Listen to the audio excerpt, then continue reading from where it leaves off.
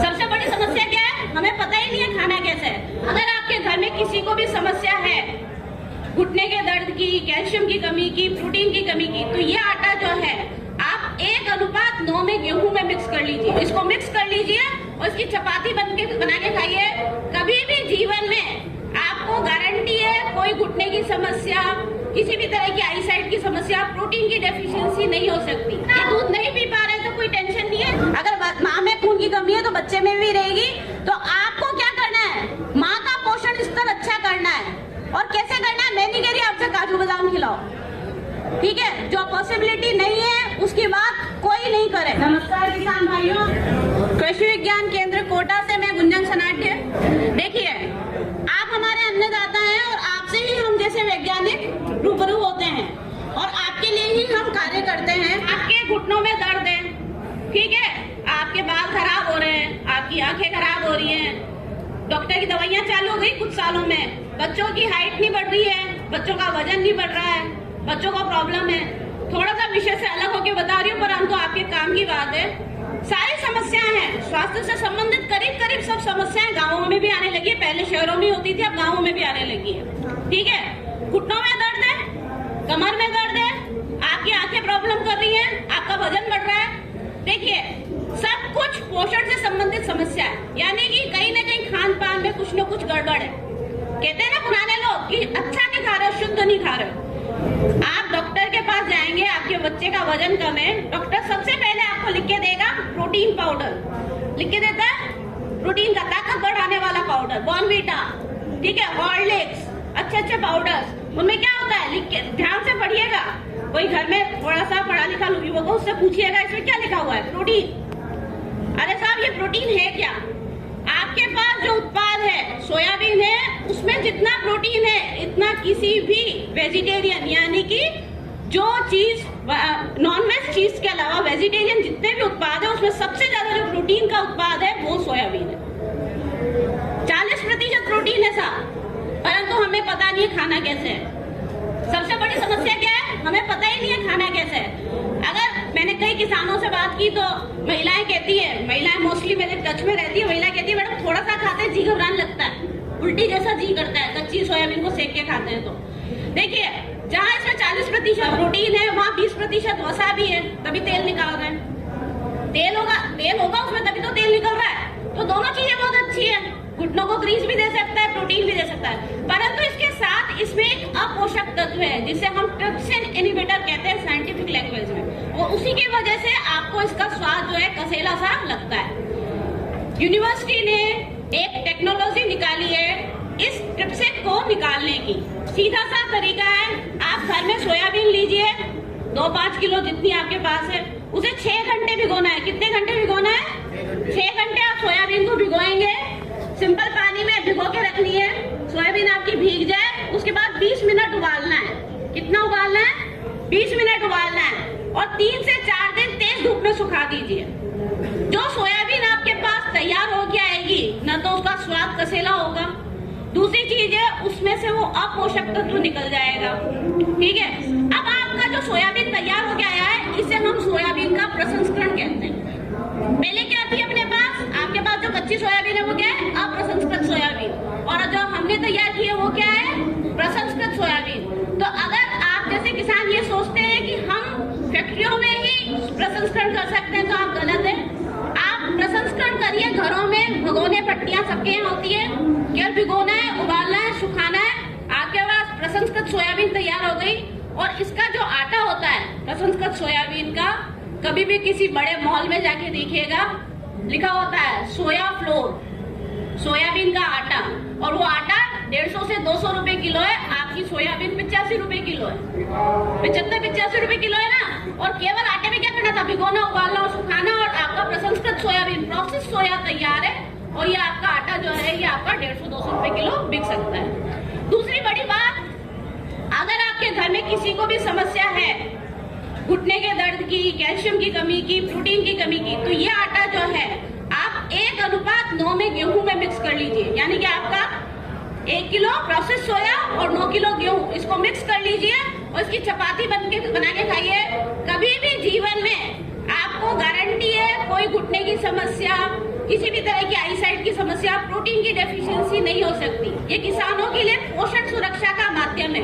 पोषण सुरक्षा कहते हैं यानी कि आपके शरीर में प्रोटीन की मात्रा पूरी हो, कैल्शियम की मात्रा पूरी हो, आप अपने आप में स्वस्थ हो।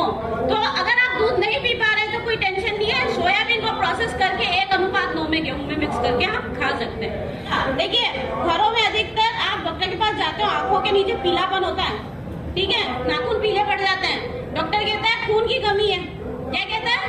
खून की कमी है, दवाइयाँ लिख के देता है आपको और इंजेक्शन लिख के देता है। ये खून की कमी अधिकतर महिलाओं में होती है, ठीक है, या जो आपकी 16-17 साल की बच्चियां होती है उनमें होती है, बच्चों में होती है। ये खून की कमी कुछ नहीं है, आपको आयरन का कंटेंट बॉडी में पूरा रखना है। शरीर में अगर हीमोग्लोबिन सही है, फूड आप आयरन वाला ले रहे हो तो आपका कभी भी हीमोग्लोबिन डाउन नहीं होगा। और मोटे अनाज में जो है आयरन का कंटेंट बहुत अच्छा होता है, इसीलिए इसको बढ़ावा दिया जा रहा है। दूसरी चीज है, ये ग्लूटेन मुक्त है। 2 तरह की बीमारियां हो रही है, एक तो अल्प पोषण यानी कि लोगों को खाने को नहीं मिल रहा, दूसरा हो रहा है अति पोषण यानी कि लोगों को बहुत ज्यादा खाने को मिल रहा है, ठीक है। तो मोटापा भी बहुत बढ़ रहा है, जहाँ मोटापा बढ़ रहा है वहाँ डायबिटीज बढ़ रही है। शहरों में ये समस्या ज्यादा है, गाँवों में ये समस्या ज्यादा है कि लोगों को अच्छे से खाने को नहीं मिल रहा तो बच्चे कुपोषित हो रहे हैं। तो दोनों समस्याओं में बहुत फर्क है और दोनों समस्याओं का समाधान इस मोटे अनाज में है, क्योंकि जैसे गेहूं में ग्लूटेन करके प्रोटीन होता है, ठीक है, वो ग्लूटेन प्रोटीन क्या करता है? मोटापा बढ़ाता है। तो शहरों में इस मोटे अनाज को बहुत ज्यादा वो दिया जा रहा है कि बाजरे के बिस्किट खाओ, बाजरे का आटा खाओ, ताकि आपका मोटापा नहीं बढ़े। मोटापा नहीं बढ़ेगा तो हार्ट की प्रॉब्लम नहीं होगी, डायबिटीज की प्रॉब्लम नहीं होगी। आप ध्यान से देखिए, सबसे पहले बाजरा दे रखा है, बाजरे में 11.6 ग्राम प्रोटीन होता है, ठीक है। गेहूं के मुकाबले इसमें प्रोटीन का कंटेंट बहुत अच्छा होता है, राइस के मुकाबले इसमें प्रोटीन का कंटेंट बहुत अच्छा होता है। इसका आयरन कंटेंट 8 mg है। तो यानी कि अगर 1 किलो बाजरा अगर हम पूरे महीने में भी खाते हैं तो हमें किसी भी तरह के हीमोग्लोबिन की, खून की कमी नहीं हो सकती, ये याद रखिएगा। अगर आप ज्वार का सेवन करते हो 2 से 5 किलो तो आपको कैल्शियम और पोटेशियम की कभी डेफिशिएंसी नहीं हो सकती, घुटनों की समस्या कभी नहीं हो सकती, हड्डियों की समस्या कभी नहीं हो सकती। अगर आप रागी को पहचानते हो, रागी के बिस्किट खाते हो या रागी की चपाती खाते हो तो आपको कभी भी जो डाइजेशन यानी कब्ज रहने वाली समस्या नहीं हो सकती। तो ये जो मोटे अनाज है ये आपकी सभी समस्याओं, पोषण सुरक्षा को बढ़ाने वाले किसी भी तरह की समस्या शरीर में पैदा नहीं करेंगे। हमें मोटा अनाज की जरूरत क्यों है? सीधी सादी बात है, इस बच्चे की हालत देख लीजिए आप, ये भारत का ही बच्चा है, ठीक है, कुपोषित बच्चा। अब ऐसा नहीं है, इस बच्चे को देखने के लिए हम उमड़ रहे हैं, हमारे गाँव में भी ऐसे बहुत सारे बच्चे हैं या नहीं है ना। भारत की स्थिति ये है कि 5 साल से कम उम्र में 43% कम वजन वाले बच्चे ही पैदा होते हैं। आपके घर में बच्चे जब पैदा होते हैं तो 2.5 किलो उसका वजन होना चाहिए ऑप्टिमल, और मोस्टली बच्चे जो है 2.5 किलो से कम होते हैं। फिर हम उसको डॉक्टर के पास लिए घूमते रहते हैं, वजन कम है, इसकी ये करना है, ये करना है, ये करना है। अरे हम पहले ही माँ को बाजरा खिलाए ना, पहले ही उसको सोयाबीन खिलाए ना, तो उसका अपने आप ही बच्चे का जो वजन है वो ऑप्टिमल होगा। दूसरी चीज है, 48% बच्चे जो है वो पोषण की कमी से ग्रसित रहते हैं। एनीमिया, जिसकी बात मैं कर रही थी, खून की कमी, खून की कमी में हमारे 70 लाख बच्चे जो है वो 74 लाख बच्चे एनीमिया से ग्रसित हैं।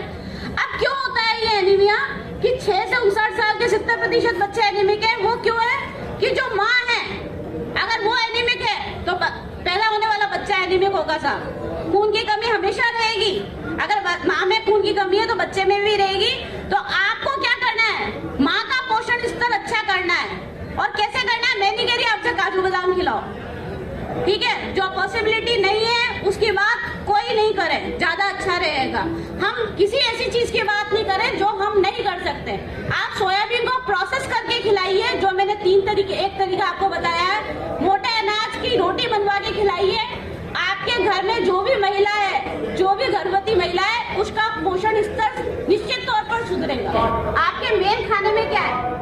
अभी वर्तमान में आपकी जो थाली लगती है सुबह की और शाम की, रोटियां होती है गेहूं की, होती है या नहीं होती है? ठीक है, अब 4 रोटी सुबह, 4 रोटी शाम को होती है। अगर इस रोटी को हम बाजरे की रोटी से, एक रोटी से रिप्लेस कर दें, केवल एक रोटी आप बाजरे की सुबह शाम की, भैया घर वालों से कह दो कि आज से एक रोटी बाजरे की खाएंगे। 1 महीने बाद आपका हीमोग्लोबिन लेवल टेस्ट करवा लेना, ठीक है। दूसरा, अगर कोई मोटा हो रहा है तो वो अपना मोटापा टेस्ट करा, वजन टेस्ट करवा लेना। दूसरी चीज है, किसी को डायबिटीज शुगर वाली प्रॉब्लम हो रही है तो अपना शुगर लेवल टेस्ट करवा लेना। ये मेरा आंखों देखी चीज है। अगर किसी बच्चे को हीमोग्लोबिन आयरन की डेफिशिएंसी है तो वो अपना आयरन टेस्ट करवा सकता है 2 से 5 किलो बाजरा खा के। आपका लेवल जो है बिल्कुल डाउन चला जाएगा, शुगर का, कोलेस्ट्रॉल का लेवल डाउन चला जाएगा। देखिए, एक तरफ तो हम बात कर रहे हैं कि हम अल्पपोषित हैं, दूसरी तरफ हम बात कर रहे हैं कि हमारे यहाँ पे मोटापा भी बहुत है, शहरों में तो बहुत है, डायबिटीज बहुत है, मोटापा बहुत है। तो इस मोटापे को कम करने के लिए भी हमें मोटे अनाज का प्रयोग करना पड़ेगा, क्योंकि इसका क्या है, इसमें ग्लूटेन नहीं है, और ग्लूटेन नहीं है तो आपका मोटापा कभी नहीं बढ़ेगा। देखिए, मोटे अनाज का क्या होता है, छिलका बहुत ज्यादा होता है। किसी ने देखा है बाजरा? बाजरे में क्या होता है, छिलका ज्यादा होता है। छिलका क्या करता है, शरीर में जाएगा तो पहले पचने में टाइम लेगा, पचने में टाइम लेगा तो आपकी जितनी भी आंतड़ियां हैं उनको साफ करेगा, पेट को साफ करेगा, आपके इंटेस्टाइन को साफ करेगा, धीरे धीरे पच के जाएगा। धीरे धीरे पच के जाएगा, जो चीज धीरे धीरे पचती है ना, वो आपका समय लेती है, तो वो आपके शरीर के ग्लूकोज लेवल को, यानी कि डायबिटीज के लेवल को बढ़ने नहीं देती, मोटापे को बढ़ने नहीं देती, है ना। तो आपको मोटा अनाज अपने शरीर में शामिल करना है। अंत में आप सभी का धन्यवाद मुझे सुनने के लिए। जय हिंद, जय भारत।